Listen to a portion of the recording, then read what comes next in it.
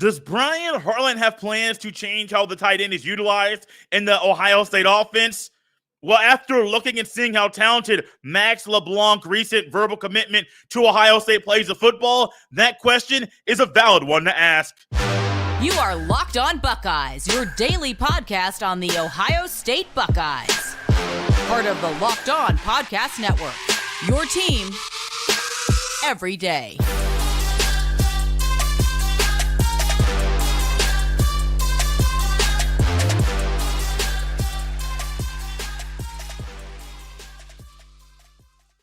What's up, Buckeye fans? Welcome back to another episode of Locked On Buckeyes for the Locked On Podcast Network. I'm your host, Jay Stevens, also the host of the Jay Stevens Podcast. It is Friday, April 21st in the year 2023, and I want to thank you for making Locked On Buckeyes your first listener, first watch of every single day. During today's episode, we welcome back to the show John Garcia Jr. John is Locked On's football recruiting insider. John and I go in depth about how talented recent tight end verbal commitment Max LeBlanc is. Also looking to the verbal commitment from Sam Williams-Dixon, in-state running back, and an interior defensive lineman that plays at IMG Academy that the Buckeyes are really high on. This has been a great week of shows. Let's finish it with a bang, and I love having John Garcia Jr. back with us to close out the week strong. And the best way to end the week is with a little recruiting update. You know, when I say recruiting, John Garcia Jr., Locked On's football recruiting insider, will be with us. The spring game was about a week ago, and there were two commitments that came shortly one after the game. One came shortly after the spring game was kicked off at Ohio State. Max LeBlanc committed tight end, and I can't wait to hear what John has to say about this talented young man. John, welcome back to Locked On Buckeyes. Good to be back on with you, Jay. Max LeBlanc, he's a young man, and Ohio State's tight end position, I think, is evolving. It's one that I do believe with him coming into the fold, we'll see the tight end utilized in different ways, different areas. His commitment came, I believe I saw the tweet, was at like 12:13 with like a 12:05 kickoff for the spring game. So boom, right after kickoff, we get a big announcement of this talented young man committing to Ohio State. Then he get about 6'3.5", 6'4", about 225 pounds. John, he's good, really good, not just in the passing game, but also he's really good as a blocker. Yeah, I was going to say, most tight ends nowadays, Jay, we kind of put him in one of two boxes. You're either that modern guy or you're that conventional, balanced guy who is, a little bit more old school with the game. But I think we get a blend of that with Max. He has the modern traits in that he splits out a lot and really runs routes, and after the catch looks more like a big receiver than a tight end. He works the slot, he works outside, he can work H-back, he can work anywhere. But when he's attached and blocking or in space blocking, there's some conventional balance and old school to his game as well. So I just think this is a super high floor player for Ohio State. Another big win down in SEC country, always important for the Buckeyes. I mean, this class has been going nuts every time we're on together. There's multiple new commitments to dig into. And this one became a little surprising because I'm pretty sure LeBlanc just dropped his top group a couple weeks ago. Yeah. So there was a sense that, okay, typically you drop your top schools, you take official visits, and then you commit. Well, he was ready to commit before his next visit. And, of course, Ohio State was the benefactor there. State champion there at the Baylor School, a private school in Tennessee. Always important relative to the competition that Max faces every Friday night. It's very good. It's one of the better areas in the state of Tennessee. And obviously you go to a state championship, you play the best throughout the state. So naturally that's always a good feather in the cap there. But yeah, with his game, the size, the frame, the balance, and the modern traits all sort of stand out together. And you don't see that much in today's tight end recruit. You're either growing out of the wide receiver position or you're an extension of the offensive line. In this case, Max can truly project as either or both simultaneously. So in an offense that's going to emphasize the run, yet still work with spread, so many spread elements and principles, this is exactly the type of dual threat tight end that you want on your roster. So another nice pickup for the Buckeyes. who, by the way, this offensive class is really wild, right? You've already got 4 O-linemen. You got your QB1 in Aaron Nolan, 2 running backs verbally committed, 2 5-star receivers, and now a tight end. So you've basically fielded an entire offense already on the verbal commitment list, which is now, now the number 1 team in the country in recruiting on a couple of outlets. So crazy to see how quickly this has come together for Ohio State, particularly on offense. I think more defensive recruits are coming, but the offensive class right now is already the best in the country overall, and it's only going to get better as time goes on, as you start to supplement with more O-linemen, maybe another tight end, and certainly another receiver or 2. John, let's stick right there before coming back to Max LeBlanc and breaking down who he is as a player. You said that so well about how Ohio State has kind of stockpiled and has a lot of talent already.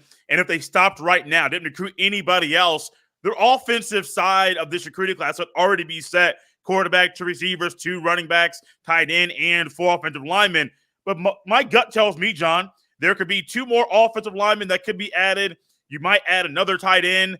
You might add 2 more receivers, maybe another quarterback. I mean, I'm not sure, but maybe another let's just say that Kyle McCord starts this year, kills it, decides to go to the NFL. Well, your third string quarterback is going to be gone as well, so you kind of want to keep that position going. We could be looking at a Ohio State recruiting class that keeps adding guys on offense that are really, really good. And Max LeBlanc, it could be the trickle-down effect of Aaron Nolan. Mentioned that recently. How did Mylan Graham's commitment impact Aaron Nolan? Well, John, I do think you get a quarterback like Aaron Nolan, that impacts how Max LeBlanc thinks about Ohio State in going there. Because Aaron Nolan to Max LeBlanc, that could be a connection Buckeye fans love for the next few years. Because I do believe, John, I'll turn it back over to you, we might see a different offense, Buckeye offense, with Brian Hartline as the OC. And I think Hartline will use the tight end in a different way. And Max LeBlanc kind of fits what I personally believe the Buckeye tight end will look like over the next few years. Yeah, it's a good point there, Jay. And look, Aaron Nolan has already shown the propensity to focus on a big, athletic, dual threat tight end because he's now his teammate in college in Jelani Thurman, right? So, yeah, that's the style that I think Ohio State is moving to at the tight end position. And, yeah, Nolan has already prioritized that spot. So going from Thurman to LeBlanc, back-to-back classes, pretty darn good. We won't talk about Ohio State being, a lead at all these positions, but tight end is kind of sneaky good for Ohio State in recruiting right now. So, yeah, Nolan to LeBlanc, I think, will be a thing in the future. And, yeah, this thing feels more modern, more spread. And look, Hartline is known for developing pass catchers, right? So naturally, you're going to emphasize that as a focal point of your offense now that it's going to be fully implemented into what OSU does every single day. So, yeah, I would expect the tight ends to be more dual threat than not and have that versatility to line up as far as outside the numbers and as tight as a fullback or a wing to be an extension of the blocking crew. So, yeah, I think this is the style we're going to see here going forward. And yeah, I agree with you. Grabbing a QB1 is important in this cycle for the rest of the pass catchers. There's no doubt about it. And Nolan is one of those guys, another state champion, has cachet, national top 100 type recruit, and another from SEC country that we just brought up with LeBlanc coming out of the Atlanta area, another one that resonates. So that absolutely matters in the recruiting process, and it could be part of the reason why LeBlanc sped things up and became somewhat of a surprise commitment on the spring game day. So when it comes to LeBlanc, the player, the tight end, you talk about new age, kind of versatile, can split out a little bit, can play regular tight end, can be kind of the H-back role. John, in the passing game specifically, we'll get more to the blocking in a little bit, but specifically the passing game, do you see a drop-off in his route running from when he's playing in the slot, when he's the H-back, when he's the tight end on the end of the line? Do you see a drop-off in his production in the passing game when he's lining up in different areas? I don't. I think it's very similar. I think it's a different approach. When you are attached or coming from the backfield or somewhere in close, basically, it's more about feel and positioning than being one-on-one with a defender trying to flip his hips and create separation. So I think it shows the football IQ here. I think Max takes advantage of that. So if it's about finding the hole in the zone when he works inside, let's go get there right now. We don't have to be cute. We don't have to stem the release. A lot of people think route running is about how pretty it looks. You want to have the sort of Chad Ochocinco, I'm dating myself, the Stephon Diggs kind of moves off the off of the line of scrimmage. That's great when you're facing press or facing man coverage. But great route runners, in my opinion, are the guys who take advantage of the defense, period. So if it's a zone scheme and you're a tight end, you don't have to dance around. Get to the spot, present your target to the quarterback, haul in the ball, and get moving thereafter. He's great at that. But when he does work outside, you do see more of that polish and the pretty stuff that is easier to sell on social media. He can stem his route, flip a defender's hips, and break off from there. So I think he's a very smart player relative to what he's asked to do. And that's the real definition of a great route runner. So Max checks that box in a big way for me, whether he's attached or not. In the run game, and we're going to see Ohio State still use a lot of the traditional tight end sets. Sure. Little versatility still, but you're still going to see him use that traditional tight end. I'm looking for, John, the pop at first contact, at first impact. How big of an impact do you make? Is it a little soft, or are you using recovery moves to kind of counter what the blocker might do because your first hit or contact is a little weak? Or are you initiating the contact, being the aggressor, and forcing and imposing your will on the guy across from you? And so when I see LeBlanc, it's one of those things where it doesn't matter where he lines up, once again, which is why I don't really go in for like, oh, well, one recruiting database says he's at 16th best tight end, one says the 5th. Like, you know this area better than I would. I don't understand how one goes 16, one may go 5, one may go 11. I just look for impact. And the impact in blocking is the same way in the pass catching game, the passing game. He's very good on first impact, but also running through the blocker and finishing the block. Saw a pancake block where he was at the end of the line, hit that guy, drove his feet, drove him to the ground. So I do like that there's not a drop-off in the passing game, no matter where he stands up. And also, no drop-off in the run-blocking game, no matter where he stands up either. Yeah, I think this is a tribute to both Max as a team player and honestly the coaches there at the Baylor School there in Chattanooga. Again, private school, very good program that has produced a lot of great players. So this is where that shows up, right? Because you have to have the effort, but you got to be coached there as well.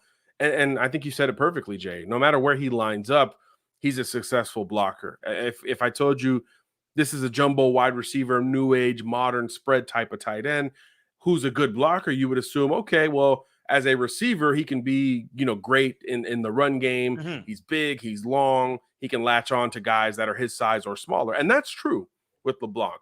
But if I told you 6'3.5", 225 pounds, and he's in the trenches blocking well, now all of a sudden you're like, wait, really? So that tells you he positions himself well and he uses leverage well and he has immense lower body strength because that frame is going to grow, right? Whether it's height and weight or both, which is probably what I would lean to at this stage, especially with another year of high school left. Now those strengths will be strengthened at the next level. So that leverage and pad level that he already shows, along with some grit, as you mentioned, inside, that becomes even more impressive because if you look at him at a listed 222 pounds on the one website I'm looking at now, you wouldn't think he would be that effective a blocker on the interior in particular, especially, again, down in the state of Tennessee, where in the trenches and in the front seven, there are great players week in, week out on the run, on the way to a state championship. But that's where LeBlanc was just as good as he was out in space as a blocker and as a receiver overall. So again, that's where I see the balance here. He can be that modern spread pass catcher, but he can also help you as a blocker when he's attached or when he's spread out. And that's just hard to do at any position, much less tight end. So this is one that as time goes forward, Buckeyes fans should be even more excited about, in my opinion. John, here's one that I didn't put in the notes pre-show, but you talked about this running back numerous times. I think it was like 3 or 4 times over a month span. You found a way to fit him in the show. Sam Williams-Dixon ended up committing to Ohio State, I think a couple of hours after the spring game was over. You've been very high on this young man. What does having him, Williams-Dixon, and James Peoples in this recruiting class mean for Ohio State? It means you're sort of set. You don't have to worry about that pursuit as much. There should be a comfort level there. And again, we talk about this coaching staff and this recruiting staff responding. We talked about it at quarterback. When you lose Raiola, go get an Aaron Nolan. at running back. You lose Marshall in state to Michigan, which was this huge deal optically, and you follow it up immediately with multiple running back commitments. One from in-state, the next best in-state, according to some, in Williams-Dixon, and of course, James Peoples out of Texas, who I think have that nice, those Venn diagrams, those two circles we used to draw in school. This is where they're similar. This is where they're different, and where it overlaps. You get that with these two backs, which is great. You want some of that variance when you bring in players at the same position. And I think with Peoples, you get the home run hitting ability, the space ability, the top end speed, and some great ability out of the backfield. I think with Williams-Dixon, you get a little bit more grit, a little bit more running behind your pads. He's an inner city kid originally, so he kind of shows that a little bit in his style of play as a runner. But you also get some all-purpose value. He's a great kick returner, a great receiver out of the backfield, a very willing and effective blocker. And the production is there too for both of these guys. Peoples, 2,000 yards last year. Williams-Dixon, 76 touchdowns over the last 2 seasons. I don't care what your ranking is. That production says plenty. So I think that's really what the Ohio State Buckeyes are grabbing with these two backs. Built similarly, both 5'11", right under 200 pounds right now. But I think Williams-Dixon is going to play with a little bit more grit and physicality.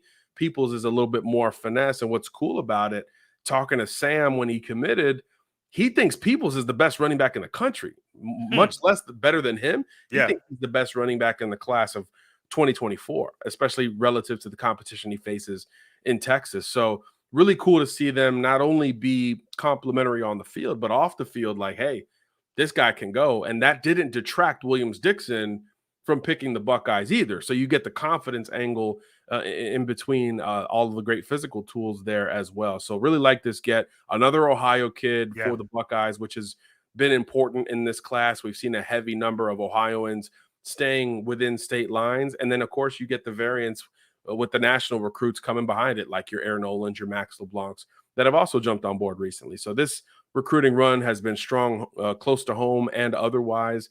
And I wouldn't look down on some of these more close to home verbal commitments, especially Williams-Dixon. I just think there's some grit there that's going to pan out. And Ohio State's done this, right? They bring in the blue chip back and then the other guy, the quote unquote other guy.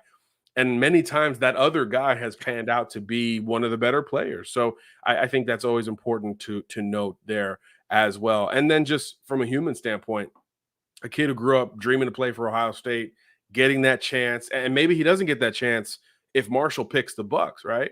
So seeing him persevere and kind of wait to get that chance, grab that green light and run with it, pretty cool, just again, human-wise. John, there's another young man we're going to discuss who recently dropped his top 12. I want to say about a week and a half ago now with Jayden Jackson, defensive tackle, defensive lineman, playing at IMG Academy, the factory that IMG is down there in Florida. You talk a lot about, I think it's South Florida Express on the 7-on-7 circuit, and how that area is so talented. Well, IMG's that way, but for the entire football team, Jayden Jackson, I believe he stands about 6'2", 300 pounds, very talented young man. Where do you think Ohio State stands as far as the possibility of getting Jackson? Because from what I see, John, he's pretty good. Yeah, this is a guy who you really talk about. Don't worry about the rankings and ratings around him. Just watch him. I mean, if you're the interior anchor of a defensive line that shut out a bunch of opponents and allowed like 2.5 yards of carry all season against a national schedule, you can do some work. And that's really where Jackson shines brightest. He is a leverage monster, incredibly strong, pound for pound leverage type of player. And we're seeing Ohio State target these type of players, right? Sean Cebulano, another one in that same sort of height and weight and character mold here. But man, at the point of contact, Jaden just wins. He just wins against centers and guards, whether that's as an occupier or a penetrator. And I think that's really where there's a lost value in the sport. You know, we think of interior defensive linemen in this new Chris Jones sense where you're like still grabbing double-digit sacks and you're just a pass rusher on the inside. You just happen to be a little bit bigger. But there's still plenty to be said for those guys who help you defend the run, whether it's destroying a center right after he snaps the ball, erasing a guard, eliminating the angles that the offense has to outflank the defense, or just, push in the pocket, collapse in the pocket, even against the pass. There's still value with that type of prospect, and that's exactly who Jayden Jackson is. So he'll never be a stats guy. He'll never be a fill up the box score kind of guy, but look at the offer list. Look at the schools coming after him: Texas, Texas A&M, Florida, USC, Ohio State, Michigan. It goes on and on. Miami, schools that really value the line of scrimmage here. There's a reason that they all want him on their future roster. So Ohio State is going to be in the thick of it, in my opinion, here for JJ for quite some time. He's an Indiana native, so he's a Midwest Big Ten kind of kid. He's been to Ohio State on record more than any other school, and he was back in town for the spring game. So yeah, top 12 is great, but he's going to trim that thing here going forward, and you'd expect Ohio State to be there. And it was an important visit because he hadn't been since last summer, right? He moved down to IMG, as you mentioned, started visiting the Florida schools a little bit more, got out to Texas, out to Cali in Pac-12 country where he has some family ties as well. So it was really important for Ohio State to get him back on campus and re-emphasize why the Buckeyes want him in scarlet and gray here going forward. And I think they're going to be in that race until the day that Jackson makes a verbal commitment. People that listen to the podcast and have been doing it for a while know that during the fall, I go to high school football games almost every Friday. And so Brownsburg High School is about 15 minutes away from where I currently live and have lived here over the past few years. And I remember seeing a kid at Brownsburg that was a Samoan, had long hair that came all the way down down his back. You could almost covered up his numbers on the back of his jersey. And I was like, oh, this kid's good. Like, I see high school kids all the time. Some flash. That kid was Jayden Jackson. I had no idea he was going to blow up in this way. But, John, you talk about the guys that are in this top 12 that he recently released about a week and a half ago. Notre Dame, Texas A&M, Oklahoma. You mentioned Miami, Florida, Nebraska, Wisconsin, another Big Ten school. Yep. You got Colorado and Coach Prime. I mean, it's just kind of a lot of – you mentioned, like, teams that just value the big, heavy guys. Colorado's going to be one of those schools. And we talk about it when Miami started coming up a little bit and A&M a little bit, and Oregon started to, like, be in more of the final listing in top 12, 5-8s that the young recruits release. Colorado's going to be that same school because there's a belief in Deion Sanders that wherever he goes, people are going to follow him. He's going to build something special. I'm not saying he's going to win a national championship at Colorado. It can happen. I'm not saying it's going to happen, but people believe him. He's able to get across to mom, get across to dad, get across to families or single-parent households that this is the right place for their young men to play football. So I wouldn't be shocked if whenever Jackson may release his top 8 or 6 or 4, whatever that final grouping might be before announcing his commitment, if Colorado was there, because Ohio State's going to have to deal with Deion Sanders. He's a very good talker, very good motivator. He makes a quick impression on people when he talks to them. So as much as people say, that's Pac-12, they won one game last year, throw that stuff out of the window. It's Deion Sanders, it's Coach Prime, and Ryan Day and Coach Prime could be in a lot of heated recruiting battles for numerous players, while Coach Prime is at Colorado and Ryan Day is here in Columbus. There's no doubt. I mean, when you think of the Pac-12 recruiting powers, USC and Oregon immediately pop in. But, yeah, Colorado's going to be that next school. And they're recruiting as national as Colorado has ever recruited. Deion obviously has ties everywhere, particularly the state of Texas and the state of Florida. And look, I mean, those are two states Ohio State has prioritized on the recruiting trail. So there will be battles between these two programs. I mean, right now, Winston Watkins, who plays at South Florida Express, played with Carnell Tate and Brandon Ennis, plays with Jeremiah Smith now, all Buckeyes. That's really where, when he decommitted from A&M, that's where a lot of people were like, well, he's obviously going to be the next guy to go to Ohio State. No, he committed to Prime. He committed to Colorado over the Buckeyes. So just one example, but yeah, they're going to be a thorn in everyone's side. Every national blue blood, Ohio State, Georgia, Bama, USC, Texas A&M, Clemson. If that's the group, right? Colorado will overlap with all of them. Notre Dame should be in there too. Colorado's going to overlap with all of them on the recruiting trail and win. They flipped the Notre Dame running back last year. They flipped an Auburn wide receiver last year.